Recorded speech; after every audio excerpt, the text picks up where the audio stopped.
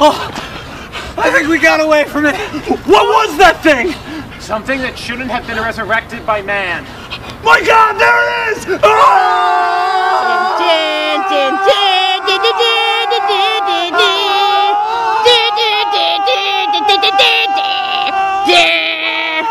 I'ma rape you, bitch.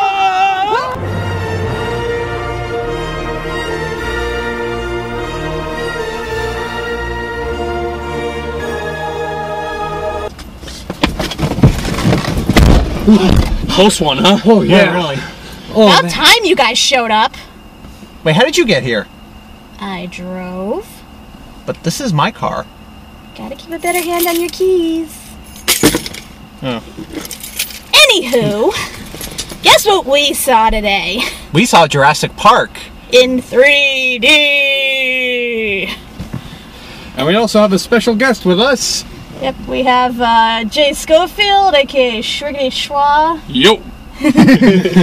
And he also saw the 3D dinosaurs with us. Yeah. So, let's start off with a question everyone is asking. Does the 3D add anything to this movie? Yes and no.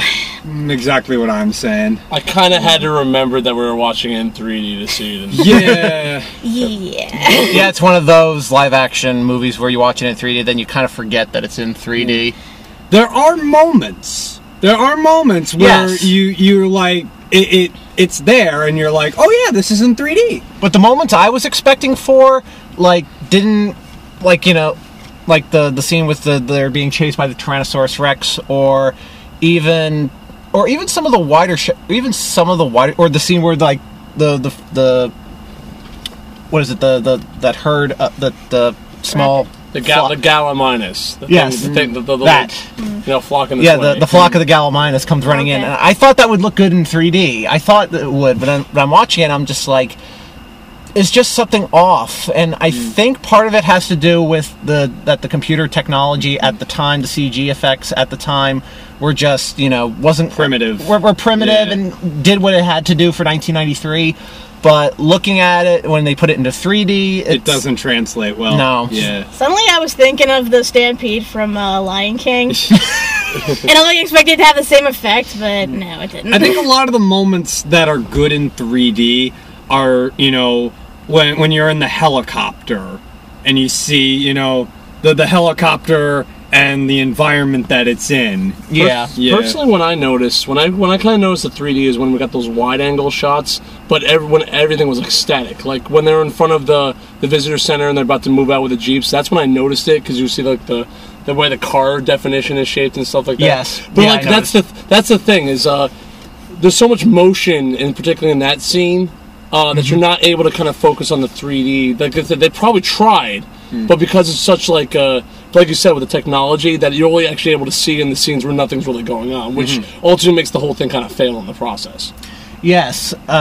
To further go along that, like, there were times where they had shots, but there was always like stuff in the. I mean, I wouldn't say like stuff in the way, but like lots of leaves. Yeah. But also like especially when they're coming into the park with like all the gates and whatnot, that kind of threw my perception of vision off. Like there are times where I actually had to take off my glasses just so I can like focus on what the heck is going on.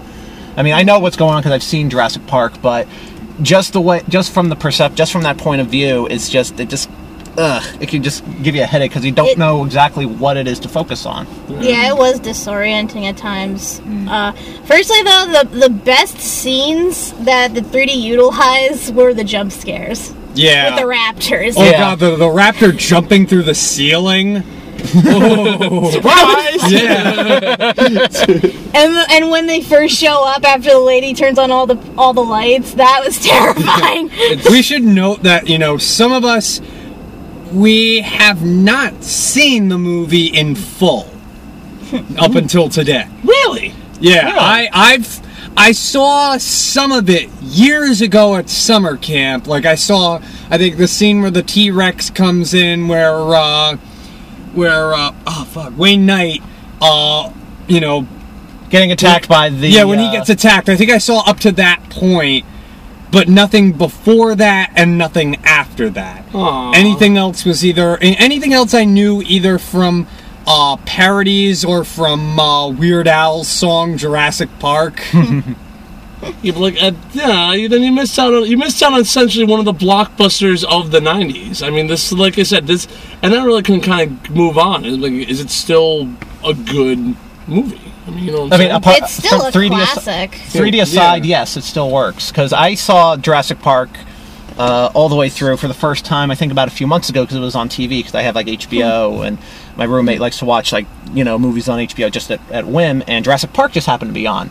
So we were watching. So I was watching that. I'm like, I never saw this all the way through. It's like, and he's like, really? And I'm like, no, I just haven't. I mean, I only saw like the first 10 minutes, and then that was it. So I watched it all the way through, and I enjoyed it. I really did. You poor things.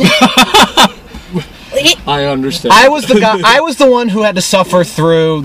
Well, looking back on it, suffering through The Lost World first, all the way through, before seeing Jurassic Park all the way through, and I can see, looking at it now, why the original Jurassic Park holds up better than The Lost World, because even though Lost World is also another Michael Crichton book, that Lost World is just, they totally missed the point of the original Jurassic Park. Jurassic Park, as far as the main themes go, is more about, it's more about, it's man messing around with nature, playing God, but also the fact that nature or the theme that nature always finds a way.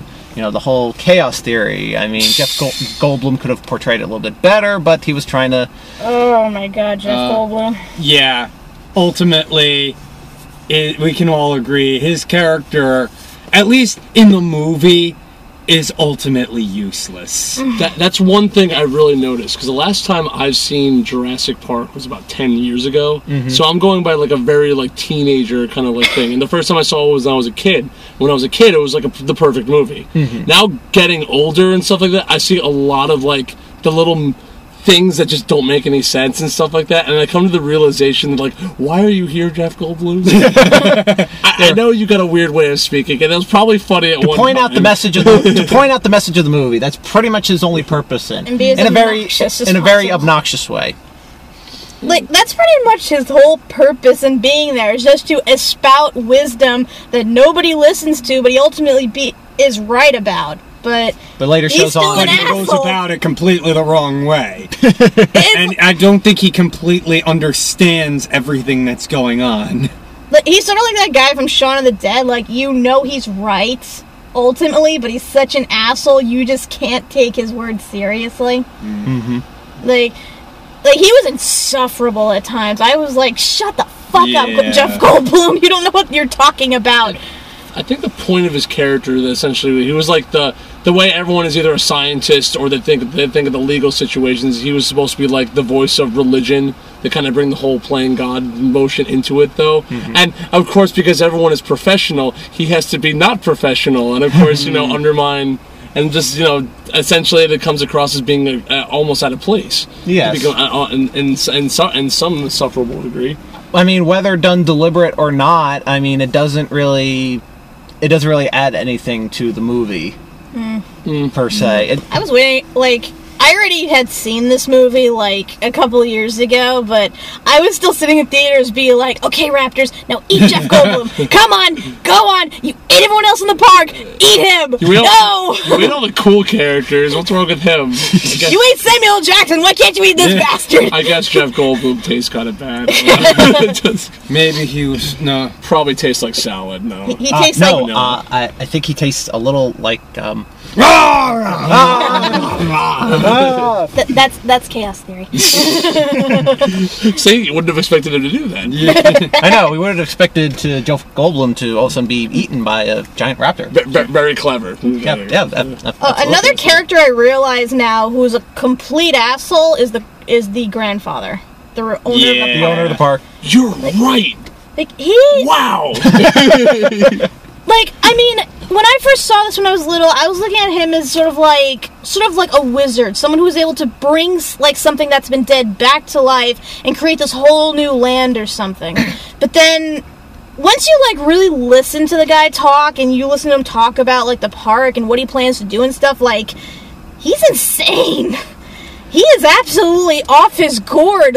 He's pretty much, has developed a god complex upon being able to resurrect these dinosaurs, and you can clearly tell it. And the worst part is, like, after things go to shit, he still wants to reopen the park. Mm-hmm. And meanwhile, his poor grandchildren are out there being hunted by T-Rexes. He's deeply committed to what he's built, and is only focusing on the end result. And from that reason, he may have, like, cut corners. So that's where all this that's where all the problems might have started, is just him basically overlooking, because he can't see the forest full of trees. You know what I'm saying? The problem is the corners that he cuts are in his employees. Nameless minions. Well, I mean, think about it. Had he treated his Dennis. Son? Yeah, Dennis. Had he treated Dennis better, the whole thing might not have happened, or at least they might have, he would have worked with him. He wouldn't have tried to sneak off and sell the dinosaur DNA. Well, and he wouldn't have messed up all the computer systems. Granted, there's always that possibility that this stuff is going to happen and that stuff is going to malfunction, but it's prevented. There is stuff you can do to prevent that, and I feel like he's a guy who hasn't thought things all the way through. No. Well, I mean, like, Dennis Nedry probably was greedy. I mean, it's the whole thing. He was completely greedy. Correct me if I'm wrong, but I think that was what he wanted to raise, but he was obviously a douche. Yeah. So nobody was going to give him a raise to a douche. But at the same time, he's extremely good at what he does, and nobody's able to get through. And obviously, everything that he's done. Yeah, like, he is essential, and he is like the thing that was keeping them alive, and the thing that almost killed them. So his death is. For someone to have like a job like that, you want to be compensated well, because I mean, you basically hold everybody's lives in your hand, and you're like expected to do all this stuff. And while to some people, like, computer stuff like that comes like real easy, at the same time it's taxing, because you're basically running like 10,000 systems at once. Yep. I know if I was doing that and I was getting paid like minimum wage, or like not even the correct amount that I should be paid, I would plan to, like, sort of rebel against my boss as well, especially the way he treats him. We're kind of making assumptions. Like I said, it's possibly they may have had a salary, but Dennis just wanted more, and the guy wouldn't give it to him. It's possible, but on the other hand, we gotta know, like, the background story behind that, and Dennis is essentially portrayed as a greedy mother. But we're essentially playing devil's advocate here. More or less. I mean, there's options for either side being right, either side being wrong.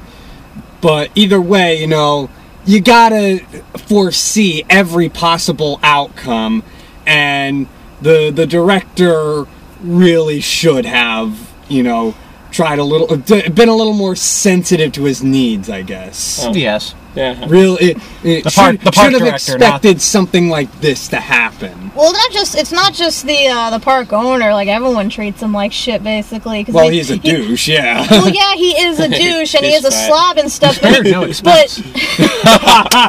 Take a shot. Yeah, like, that guy says that like 6 times in the movie. It's funny.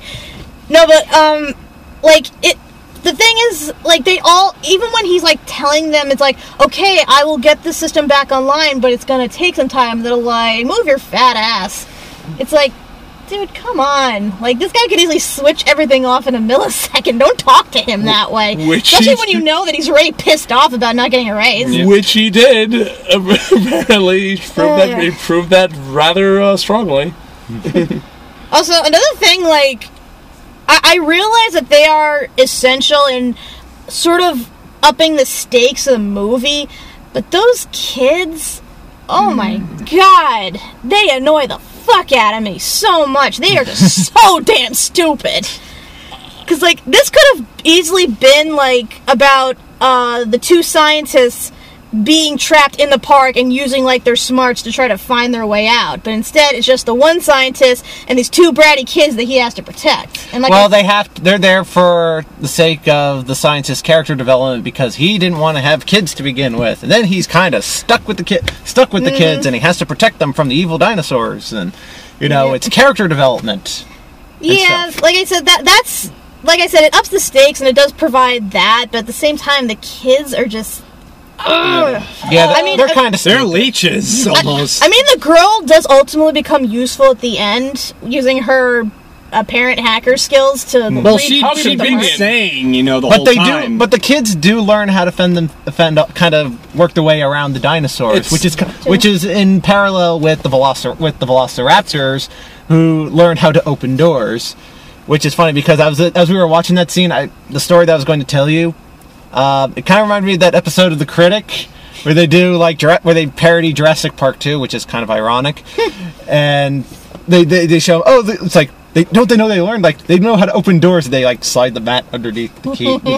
That's looking back on it now. That's what it kind of reminds me of. But it's the parallel between the Velociraptors they learned and the kids kind of learned in that scene in the kitchen. I don't know. Maybe that's just me. I'm gonna bring it up. Just because someone told me this a while ago, it's why do they keep doing stupid things? And I'm just they gotta tell me what would happen in a regular situation with normal people and stuff like that. And what is it? Lexi's 13, 14, and Tim is 8 or 9 or something like that. 8 or 9. Basically, the thing is people react to stress differently, as all things and stuff like that. And Lexi could have been. It's all about panic. Yes. She either panics or she freezes. That's her thing. And obviously, she showed before after they fell off that cliff, which we're going to get to, I hope. What was it? After they fell off the cliff, she essentially was in a state of absolute panic, and she didn't have nothing to do with herself. The kid has some mental fortitude, so he never really gets into that state. Yeah. But she kind of overcomes it as she gets used to the situation. So it all comes down to how would you react in this situation, and you could just blame age, or you could just blame people's natural courage. Or you could also blame lack of education, too. Well, she wouldn't know about dinosaurs at this point, I guess. Yeah. True, but it annoys me the girl's crowning stupidity moment obviously is the flashlight. The flashlight when she sees a T-Rex coming, and even though her brother's an expert on dinosaurs and should know enough to tell her, hey, stand still, he won't bother us, she's like, oh, let me take this big flashlight and flash it in its fucking face. Oh yeah, that's gonna make it go away. But she had no reason for doing it, so that just shows that she was just panicking. Something to do. She basically just grabbed it because she would have something to do, and I guess light provides security. Yeah, but even after her brother told her to shut it off, that's all I got. I don't know. She still keeps it on, and then when the T-Rex is looking around at them, what does she do? Shines it right in its eye. It's really? And then the other kid, the boy, Tim. Yeah, Tim, during the fence scene. He suddenly wasn't scared of heights. Suddenly was scared of heights after the 2 scenes. Oh, you know what? I agree with you on that one. That was a little. By the way, why was there only why were there only branches on the one side of that tree? The tree that fell down in the thing. Yeah. Why couldn't they go around the tree? That's the thing. Convenience. It's because it was right up against the cliff. I guess. Should we get to the cliff? Can we get to that just real quick? Yeah. All right, as we're talking about, let's get to the cliff. This is the first time I noticed, and I'm really kicking myself because I must have seen this movie at least a dozen times in my lifetime. There's a scene, if you haven't seen it yet, there's a scene where they're next to the pen, and that's where all the T-Rex stuff goes down. And the car gets pushed over, and it seems like they're next to the pen, which would be level ground. They established. Level ground, there's a goat there at some point. All of a sudden there's a cliff, and it must be at least 60 feet. And it's just literally on the side of the road, and it seems go around the entire curve. And I'm where did it come from? So either this is has the weirdest pen structure ever, where it's just cliff, pen, or apparently the T-Rex is on top of the tree. I don't know. That's how I got onto the road. Because it's just the way it looks, and the way there's a tear in the fence at where they fall down makes it seem that's where he came out. And I'm just I don't know, the logistics of it all, the terrain of it all, it doesn't make sense. I don't know. That's just whatever. Explanations. I beg you. I can't think. We may have to look into this. Because I'm pretty sure when they first went expense. Take a shot. Yeah, I'm pretty sure there was forest on both sides, and then all of a sudden a cliff appears. One side was bathroom, the other side was pen. I mean, they've established that, Yes. With shots, but all of a sudden cliff. The bathroom that shows up out of nowhere and is in the T-Rex pen for some reason. No, it's on the other side of the road. The T-Rex pen. It's on the other side of the road. It's on the other side of the offense. I see a T-Rex, I need to go to the bathroom. Makes perfect sense. True. Then again, seeing a live T-Rex will make anybody want to, shit their pants. So True. True story. I gotta say though, like, I'm done. Thank you. I gotta say though, to some level, the movie still scares me, particularly with the raptor scene. Because here's the thing, like, I obviously didn't see the movie when it first came out because I was like 6. yeah. And 6-year-old me would not have sat through that. Nope. But I've seen it like bits and pieces up until I was like a teenager and finally saw it in full. But the parts I did see, the T-Rex scene and eating that guy off the toilet, and then the raptor scene trying to hunt down those kids, those gave me nightmares. They really did. I dreamt about raptors attacking me for weeks. But and once I got older and like I saw those scenes now, I was like, oh, it's not so bad. I know what's happening. I know they're gonna live and stuff. And then we watch this movie and I'm like, oh god, flashbacks. There we go.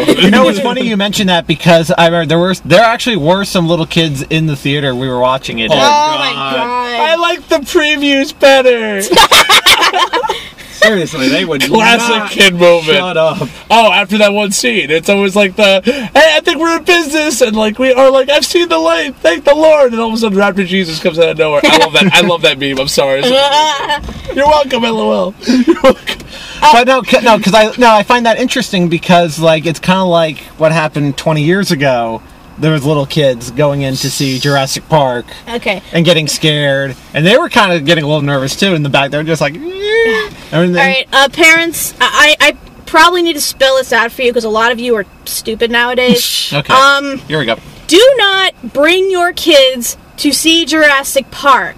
Not in 3D, not in 2D, not at all. Not until they are old enough to actually be able to withstand that stuff. 'Cause 7 or 8 years old is pretty Like 14, good. 15. Yeah, and on top... wow, that's real. Okay. And also just... Maybe 10. And on top of that, just don't bring your kids to the theater all together. It is fucking annoying for the rest of us who have to put up with your little brats squealing throughout the whole thing. And there are a lot of quiet moments, so... Yeah. So, seriously, if you... Like, take that money that you are wasting on this movie and hire a babysitter. Please. Or for the rest of our sakes. See a kid's movie. Yeah, see something age-appropriate that won't scar your kids for life. Like the Croods.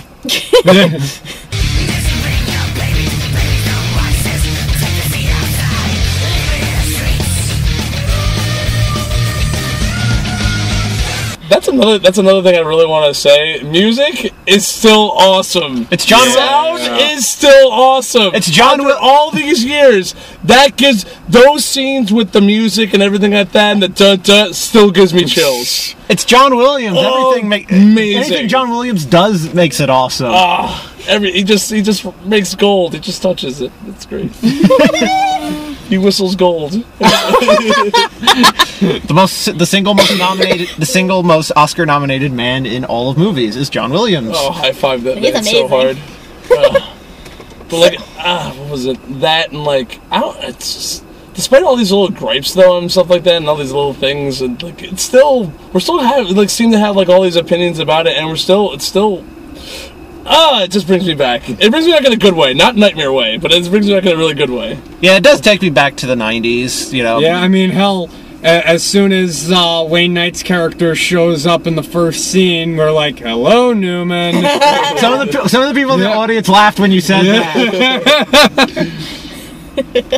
That's alright, because every time because when I first seeing Jurassic Park all the way through, about a month ago, I'm watching it, and I'm like, of course, Newman destroyed Jurassic Park. It makes sense now. I don't know if they ever mentioned that in Seinfeld about Newman destroying Jurassic Park. I have to ask my roommate about that. He's the Seinfeld guy, so. Or if anybody online, if there's an episode of Seinfeld where they mention something about a guy looking like Newman destroying Jurassic Park, please post it in the comments. I want to know.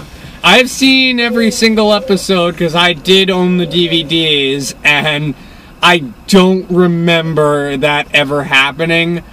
But if somebody then again, does, I haven't watched them religiously, So It would have been so easy. It would have been like, Newman, don't do that. It's almost like destroying Jurassic Park. But sing, and then there you go. But if that happened at some point, let me know, please. Somebody. Moral of the story: do not hire greedy fat guys because they will turn. greedy fat guys who are slobs. Yes, because they will end up being Newman, and Newman destroys everything. Have them see Westwood first before attempting anything. And also inspect their cans of Barbasol. You never know when they might contain dinosaur embryos. Quick, we have to go out and buy every can of Barbasol. We could be rich. We could get some scientists and we'll clone the dinosaurs. No, you're a madman. We must not play God. Didn't you watch the movie? We must destroy all cans of Barbasol. How sick would that be? I'm Jeff Goldblum. Shut up, Jeff Goldblum! How sick would that be if you buy a can of shaving cream where there's like a secret compartment or something? Oh, by the way, the dinosaurs are hermaphrosauruses. That's some because of the frog DNA. Yeah, because That's actually another flaw. Didn't they notice with the frog DNA to make sure that it was male, not? No, they changed the it. The thing is that there's some species of frogs that can switch back and forth depending upon. Like, couldn't they just get another species of frog? Our top genius scientists kind of overlooked that little flaw. Our bad. We used the closest frog we had on hand. Yeah, we just didn't bother checking the species. It's okay. Yeah, although when you think about thought everything would be fine. When you think about it, ultimately, the fact that they can reproduce is ultimately useless in the long run. Because I don't think, aside from the eggs, I don't think it comes up again. Well, no, the thing is that now essentially the dinosaur. This shows that the dinosaurs took over the island because, like, essentially they don't need us anymore. There's only so many humans on the island, but they're gonna start eating each other, and there's plenty of plants that are already there to keep the habitat sustainable. The one thing was Dino Island. Didn't they say that there was some kind there was the Plan B? Oh, lysine contingency. Yeah, that's the one. That should have came up a little bit more. Yeah, I never noticed that until watching it now or something like that. I'm just like, so they had a security plan. Awesome! We could do this, but no, we're not going to do that because it involves killing all the dinosaurs. Technically, won't the dinosaurs all die off now because there's nobody on the island I'm just to wondering give how them they that implement stuff? that. Is that like a radio signal inside of all the dinosaur brains? That doesn't really make any sense. Well, no, they make it clear at one point that some of the dinosaurs don't actually like being just fed. Yeah. You know, that they enjoy hunting. It's part of their nature. So, if anything, they're pretty much going to fulfill that need until there's nothing left to hunt. And yet, that T-Rex still ate the goat. Yeah, because it was there. Yeah, they're going to eat a cow because it's there. Yes. That doesn't matter if there's. It doesn't matter if it's that was an appetizer. Then the main course was lawyer.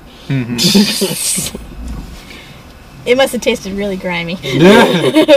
Like liver and onions. So, overall, there's really not much left to say. I mean, pretty much everyone's seen Jurassic Park, whether in 3D or 2D by this point in time, and it's still pretty awesome despite its flaws. Yeah, really. Mm-hmm. It's a very enjoyable movie. You could tell, it's sort of ahead of its time in a way. Yeah, the effects still hold up great. Yeah, really. I mean, even for 1993, I mean, you'd be surprised if even if it's not just Jurassic Park. I mean, if you look at some of the older like I know it's an animated movie, but it kind of fits because it's still using some computer graphics. Aladdin. Yes. Like every time when I watch Aladdin, Beauty and the Beast. that scene in Aladdin where Aladdin is trying to escape from the Cave of Wonders, that whole thing. I always loved that sequence. That was pretty cool. It's still pretty cool to watch, even though I remember my dad, when we saw Beauty and the Beast, he was so amazed by the ballroom scene, and how that was like the early days of Pixar. It's actually quite amazing how technology from the early 90s is actually superb to the technology we have now. Well, that's the thing. CGI kind of we're in such a state where CGI kind of makes everything so fake, so it needs to be combined with something. Like in this movie, we had CGI, but most of it was actually puppets. Yeah, it was puppets, right? And I think that and I think that's what's missing. And I think that's what's missing with a lot of movies that just use CGI for creatures and stuff. I think the problem is that. Whereas, in the 90s, it was there, but it was sort of in a limited degree. So you still had, sets and everything. Nowadays, everybody is relying on it for just about everything in the movies. So at that point, it just becomes so overused that it starts to break down in appearance. And the acting suffers. Yes, very much so. Whenever you have to deal with something, whenever you have to deal with something with full CGI, when you have a live action star, it's always going to be on a green screen.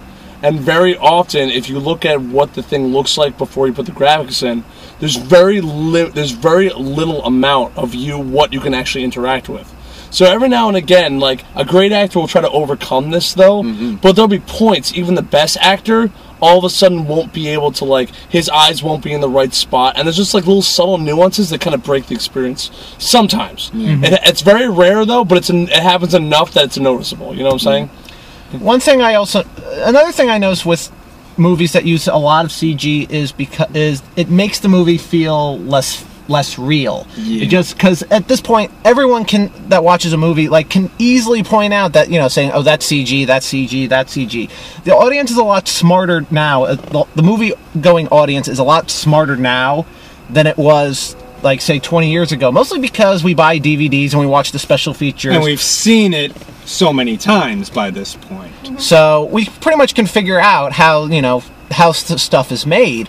So when we see stuff that's CG, we can easily point out, say it's fake, but when you look at some of the older stuff that uses that mix of CG and animatronic, even with that little bit of animatronic, it still creates a sense of, oh, that what we're looking at is real and not fake. It creates that. It still creates the illusion of realism, but it's enough to make it say, it's something that I can actually, if it wasn't on screen, I can physically go out and touch it, like say like in the original Star Wars movies, like say when Yoda was a puppet, or like in Return of the Jedi with all the different creatures and whatnot. I mean, hell, even in Phantom Menace, you still had a lot of the puppets there. Yeah, but there was still more CG. But then they added more. Yeah, they just did all CG when they got to 2 and 3. They said themselves there was not a single scene, except for like one in all 3 movies and stuff like that, didn't have something CGI in the background. It was I know. Pretty. It made, and they said that Red Letter Media says it best, like I said, so you just kind of have to go to them. It makes it look very sterile and stuff like that. But the thing with something actually being there is now you don't have to play with the light. Because the thing is, the light is able to be bounce off of something. It looks like it's actually there, and it looks more realistic than sometimes with the CGI it can be. Yeah. You know what I'm saying? And so you don't even have to go through the extra effort of doing so. But this is my little 2 cents about it. Alright, so final verdict. I like it. I like it. I like it also. The movie still holds up, but as far as the 3D goes, I'm gonna have to say probably not necessary. It only works in certain scenes, but overall, probably gonna have to say the 3D probably was not necessary. Here's what I say in terms of the 3D. I think Jurassic Park was a movie that was made for 3D but didn't realize it. And my saying in that is that there are certain actions, certain scenes where you have stuff that's coming right at you. You've got the T-Rex on the roof of the car. That whole scene definitely felt like it should have been more 3D, but because of the limited resources with the CGI, it didn't come off as well. So it had the potential to work, but it didn't quite live up to it. The little T-Rex in the mirror. That's an iconic. No, not in the mirror. I'm talking on the roof of the car. On the roof of the car, though. On the roof of the car, where he's where the T-Rex is, pushing in the wind in the roof, and they're holding up the roof. Yeah, but I'm talking about the T-Rex coming at the mirror and stuff like that. That is literally. If you're old enough, that's like an iconic scene. Yeah. I mean, I'll still see that in montages of classic movies for on channels and stuff like that. Because, like I said, because it was just perfectly done the way that was, and like I said, it kind of made the whole if you can sum up the entire movie, that of like the T-Rex in the thing would have been like summarized it. I'm just saying. I know Pixar parodied it in Toy Story 2. Yeah, exactly, and it's exactly a lot of things Pixar parodied everything in Toy Story 2. Yeah. That is very true. Yeah, but yeah, I mean, 3D issues aside, loved it. Yeah. And Jay? It was good to see it again. It was good to see it again, Whoa. but You guys feel that?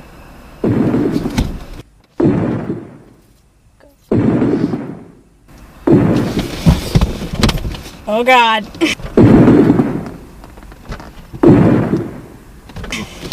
it's coming again. Everyone for himself. No, don't get out of the car! Jay! Come back!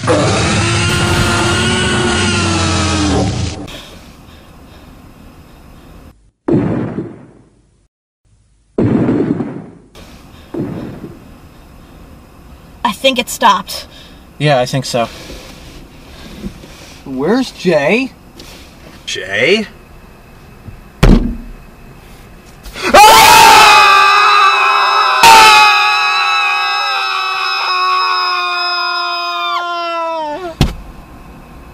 Well, he's gone. That's good eating. Well, thanks for watching the vlog. We'll see you next time. Until then, I'm One Sat Morn. And I'm Catsy Critic. I'm Y2 Staller, and this is Schwiggity Schwa. Or was. Or was Schwiggity Schwa. And it is tomorrow's dinner. Night, everyone. Bye. Bring it in. We've spared no expense. Jurassic Park is frightening in the dark. All the dinosaurs are running wild. Someone let T-Rex out of his pen. I'm afraid those things will harm me, 'cause they sure don't act like